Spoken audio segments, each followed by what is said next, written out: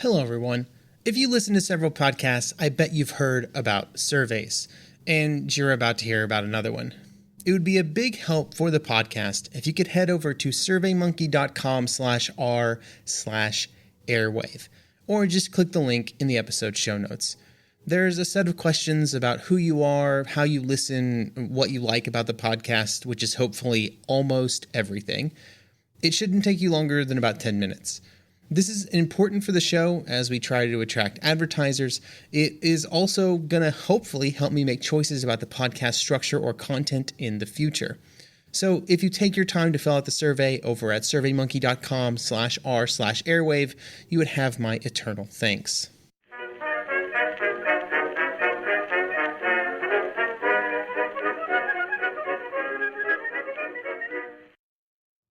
Hello, everyone, and welcome to History of the Second World War Member Episode Preview, German-Soviet Relations. This is the third of what will be 7 member episodes that will be released here on the main podcast feed for your listening pleasure. It is also the third in a series of episodes that focuses on the diplomatic communications between the various governments of Europe before the start of the Second World War.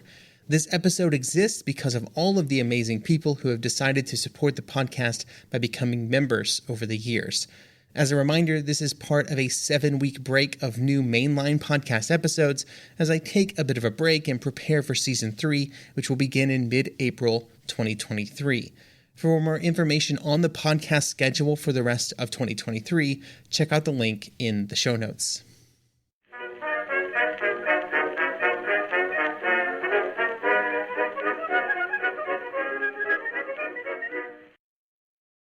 Hello, everyone, and welcome to History of the Second World War, Members Episode 25, Documents on Nazi-Soviet Relations. This continues our investigation into primary source documents on various different topics from before the Second World War. This episode, our documents come to us courtesy of Raymond James Sontag and James Stuart Beatty, who edited Nazi-Soviet Relations 1939-1941, documents from the archives of the German Foreign Office. The book collects documents from April 1939 until the German invasion of the Soviet Union in June 1941. We are going to focus on just the events between April 1939 and the signing of the Non-Aggression Pact between Germany and the Soviet Union, better known as the Molotov-Ribbentrop Pact. One of the things I found interesting about the documents featured in this book is that they started off with the somewhat bland topic of economic agreements that had been made between the Škoda Works in Czechoslovakia and the Soviet Union. Škoda had been a major supplier of some hard-to-get items like armor plate and other metallurgical items before the war, exporting their products to many nations, including the Soviet Union. Here is State Secretary in the German Foreign Office, Wiesacker, on April 17, 1939. Quote, "The Russian ambassador visited me today for the first time since he took up his post here, for a conversation on practical matters. He dealt at length on a subject that he said was of particular interest to him, namely the fulfillment of certain contracts for war material by the Škoda Works. Although the items involved are manifestly rather insignificant, the ambassador regarded the fulfillment of the contracts as a test to determine whether, in accordance with the recent statement made by Director Riehl, the head of the Commercial Policy Division in the German Foreign Office, to him, that we were really willing to cultivate and expand our economic relations with Russia. The matter of these supply contracts is looked into elsewhere." End quote. This topic would then prove to be a gateway into other conversations as discussed in this Foreign Office memorandum on May 5, 1939. Quote, "This afternoon, I asked the Soviet Charge, Counselor of Embassy Askatov, to come to see me and informed him that we had agreed, as requested by his ambassador on April 17th, to carry out the Soviet supply contracts with the Škoda Works. Appropriate instructions had already been given. I asked him to inform his government of this.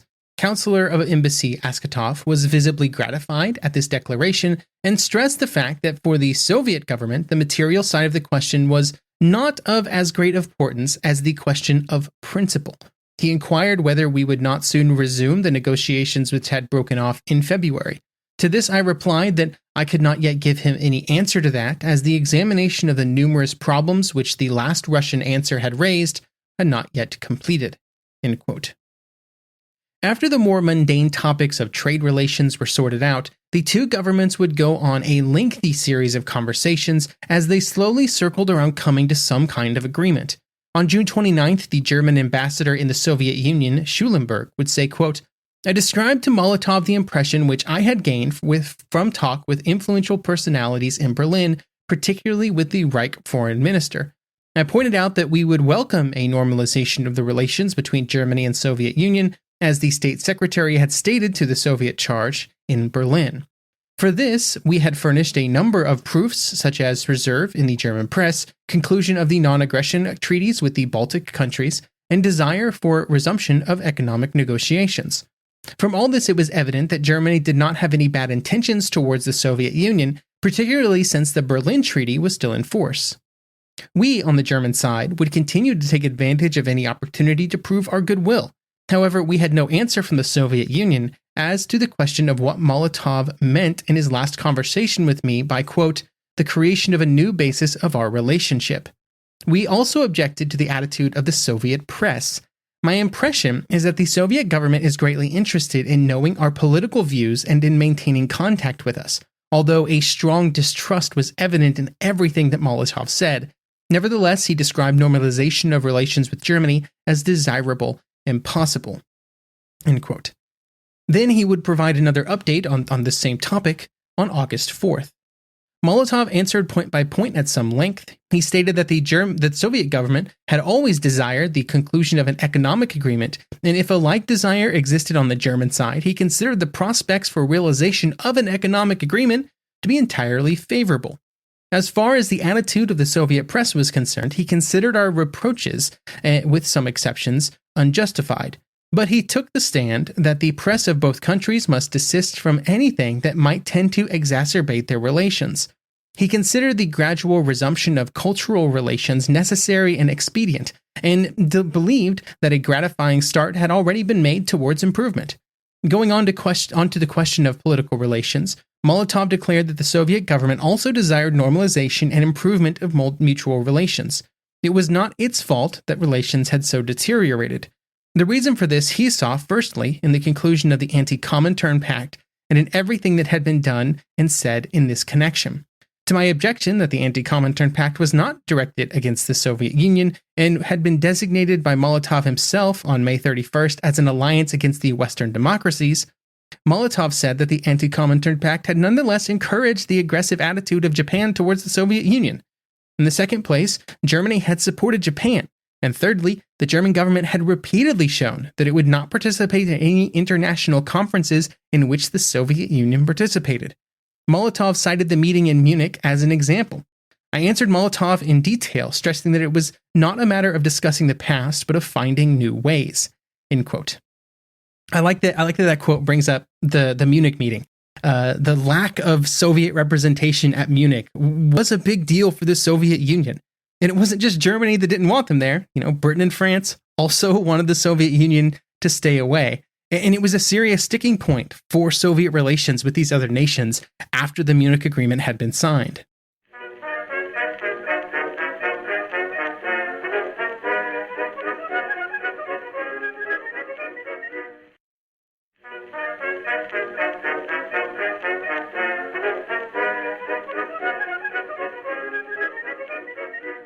Now, of course, as the summer kind of was coming to an end and we moved into August 1939, we are weeks before the start of the war. The Germans know they're about to start a war. And so the German Foreign Office, trying to determine Soviet views on relations with Germany, primarily through conversations with the Soviet charge d'affaires in Berlin, Askatov. Here are some pieces of a Foreign Office memorandum from August 10th. Quote, "We had wished that Molotov would let us know his basic attitude in regard to the status of the Soviet interests in order to facilitate further conversations, and had believed that it was premature for us to discuss concrete problems so long as we did not know exactly the interests of the Soviets. Of very immediate concern with the Polish invasion plan for later in August was the topic of Poland. Quote, but in any event, one question was still ripe, namely Poland. The Polish delusion of grandeur, shielded by England, drove Poland constantly to new provocations. We were still hoping that Poland would somehow come to reason, so that a peaceful solution could be found. Failing this, it was possible that, against our will and against our desires, a solution by force of arms would have to take place. If, as we had now done on various occasions, we had declared ourselves willing to enter upon a large-scale adjustment of mutual interests with Moscow, it was important for us to know the position of the Soviet government on the question of Poland." End quote. But there was also some concern that after the Germans were very clear about their intentions, there would be some kind of military agreement reached between Moscow, London, and Paris, for which conversations were known to be occurring in Moscow at this very moment. What the Germans did not know is that the three nations were very far apart, mostly due to there being some hesitancy in the British and French governments, and the Soviet government very clearly feeling that hesitancy. But this friction was not known in Berlin, and so the memorandum would continue, quote, "These were therefore questions that were of interest to us at this stage of our conversation, and upon them depended, after all, the prospects of achieving a Soviet-German understanding. In the first place, then, the attitude of the Soviet Union on the Polish question, and in the second place, the objectives that Moscow was pursuing in the military discussions with England and France." End quote. During this feeling out period, Askatov would often only discuss his own views. Quote, "Askatov was keenly interested, but naturally had no instructions of any kind from Moscow to discuss the subject of Poland or the subject of the negotiations in Moscow. In the course of the conversation, however, he quite extensively went into both subjects on his own accord. The negotiations with England had begun at a time when there had still been no sign of a disposition on the part of Germany to come to an understanding. The negotiations had been entered upon without much enthusiasm, but they had to conduct them because they had to protect themselves against the German threat and had to accept assistance wherever it was offered. To be sure, the situation had changed since the conversations with Germany had started." End quote. On August 14th, the push towards further negotiations got a large nudge on the German side with a letter from Ribbentrop, the foreign minister, to the German ambassador in Moscow, which went through 6 different topics and outlined why Germany and the Soviet Union should enter into negotiations to come to some kind of agreement. The first point makes clear that the German government did not consider the differences in politics to be a roadblock. Quote, "The ideological contradictions between National Socialist Germany and the Soviet Union were in past years the sole reason why Germany and the USSR stood opposed to each other in 2 separate and hostile camps. The developments of the recent period seem to show that differing world outlooks do not prohibit a reasonable relationship between the two states and the restoration of cooperation of a new and friendly type. The period of opposition in foreign policy can be brought to an end once and for all, and the way lies open for a new sort of future for both countries." End quote. I then like point 2 because while it presents the argument differently, to me, it reads like the German government is clearly trying to convey that the two nations can come to an agreement on how to carve up Eastern Europe. Quote, "There exist no real conflicts of interest between Germany and the USSR. The living spaces of Germany and the USSR touch each other, but in their natural requirements they do not conflict. Thus, there is lacking all cause of an aggressive attitude on the part of one country against the other. Germany has no aggressive intentions against the USSR. The right government is of the opinion that there is no question between the Baltic and the Black Seas which cannot be settled to the complete satisfaction of both countries. Among these are such questions as the Baltic Sea, the Baltic area, Poland, southeastern questions, etc. In such matters, political cooperation between the two countries can have only a beneficial effect. The same applies to German and Soviet economy, which can be expanded in any direction." End quote. I will skip points 3 and 4, which are mostly just empty words discussing German and Soviet relations. Then point 5 calls back to something that had been an important part of Soviet planning off and on since the revolution, which was the idea that the Western democracies were trying to pull the Soviet Union into a war with Germany or any other nation to try and weaken its power. This belief had waned during the late 1930s as the Soviet Union had made it a point to try and build up relations with other nations to combat the rising power of Germany. But the fear that those in London and Paris were just as interested in weakening the Soviet Union as they were in trying to fight Germany never went away. Quote, "The right government and the Soviet government must, judging from all experience, count it as certain that the capitalistic Western democracies are the unforgiving enemies of both National Socialist Germany and the USSR. They are today trying again, by the conclusion of a military alliance, to drive the USSR into a war against Germany. In 1914, this policy had disastrous results for Russia. It is the compelling interest of both countries to avoid for all future time the destruction of Germany and the USSR, which would profit only the Western democracies." End quote. Then point 6 is a direct call to action. Quote, "The crisis, which has been produced in the German-Polish relations by English policy, as well as English agitation for war and the attempts at an alliance which are bound up with all that policy, make a speedy clarification of German-Russian relations desirable. Otherwise, these matters, without any German initiative, might take a turn which would deprive both governments of the possibility of restoring German-Soviet friendship and possibility of clearing up jointly the territorial questions of Eastern Europe. The leadership in both countries should therefore not allow the situation to drift, but should take action at the proper time. It would be fatal if through mutual lack of knowledge of views and intentions our people should be finally driven asunder." End quote. While the two governments were sort of feeling each other out on a lot of these questions, there was one small problem. Germany had an alliance with Japan, and at that very moment that these conversations were happening, the Red Army was in a lengthy struggle with the Japanese army at Nomonhan, which we recently covered on the podcast. The reaction of Japan to the discussions that were occurring at this stage was a topic that was discussed in June 1939 in this message from the German ambassador in Moscow to the Foreign Office in Berlin. Quote, "It is obvious that Japan would not like to see even the smallest agreement between us and the Soviet Union. The less our pressure becomes upon the western boundary of Russia, the stronger the might of the Soviet Union will make itself felt in Eastern Asia. The Italians really ought to welcome a German-Russian agreement. They themselves have always avoided clashing with Moscow, and the Reich would take a stronger stand towards France if Poland were kept in check by the Soviet Union, thus relieving our eastern boundary. If the Italians nonetheless are pretty reserved, the reason may be that they are not pleased to see the importance of the Reich within the Axis increase through an improvement in German-Soviet relations and the resulting automatic increase in our power." End quote. Then in August, a more direct conversation would happen between Molotov and the German ambassador in Moscow, which would be relayed to Berlin on August 15th. Again, this is about Japan. Quote, "In this connection, he was interested in the question of how the German government was disposed to the idea of concluding a non-aggression pact with the Soviet Union, and further, whether the German government was prepared to influence Japan for the purpose of improvement of Soviet-Japanese relations and settlement of border conflicts, and whether a possible joint guarantee of the Baltic states was contemplated by Germany." So we finally come to it at this point. Molotov and the Russians have finally stated what they want. The Germans have been very clear on what they want, and so things really started going after August 15th. German efforts to conclude some kind of agreement became far more urgent as the days slipped by in August, and the impending invasion of Poland grew closer.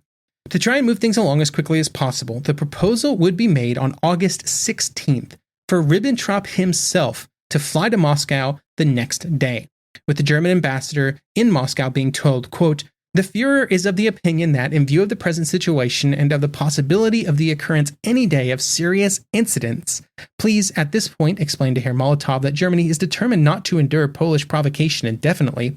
A basic and rapid clarification of German-Russian relations and the mutual adjustment of the pressing questions is desirable. For these reasons, the Reich Foreign Minister declares that he is prepared to come by plane to Moscow at any time after Friday, August 18th, to deal on the basis of full powers from the Führer with the entire complex of German-Russian questions, and if the occasion arises, to sign the appropriate treaties." End quote. This was not necessarily the typical way that these kinds of agreements were reached, with lengthy discussions often happening before people like foreign ministers got involved, but the Germans were pressed for time. In this case, it was actually the perfect suggestion, though, if only because the British and French had done the exact opposite, as outlined in this note from the German ambassador back to Berlin on August 18th. Quote, "With regard to the proposed trip of the Reich Foreign Minister to Moscow, he declared that the Soviet Union was very gratified by this proposal, since the dispatch of such a distinguished public figure and statesman emphasized the earnestness of the intentions of the German government. This stood in noteworthy contrast to England, who, in the person of Strang, had sent only an official of the second class to Moscow. A journey by the Reich Foreign Minister, however, required thorough preparation. The Soviet government did not like the publicity that such a journey would cause. They preferred that practical work be accomplished without so much ceremony. To my remark that it was precisely by the journey of the Reich foreign minister that the practical goal would be speedily reached, Molotov countered that the Soviet government nonetheless preferred the other way, in which the first step had already been taken. When this was received back in Berlin, it prompted a quick response, mostly because, again, the German government knew this thing had to get done very quickly. And so they would say, quote, "We were therefore now asking for an immediate reaction to the proposal made in the supplementary instruction regarding my immediate departure from Moscow. Please add in this connection that I would come with full powers from the Führer, authorizing me to settle fully and conclusively the total complex of problems." Obviously, the Soviets would eventually give in, and Ribbentrop would travel to Moscow, and things got going very quickly when that happened.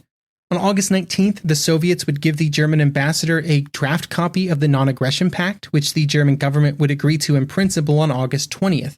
Ribbentrop still wanted to go to Moscow as quickly as possible, and he would travel there on August 22nd, carrying with him this note to make it clear that he had the authority to agree with whatever was being discussed.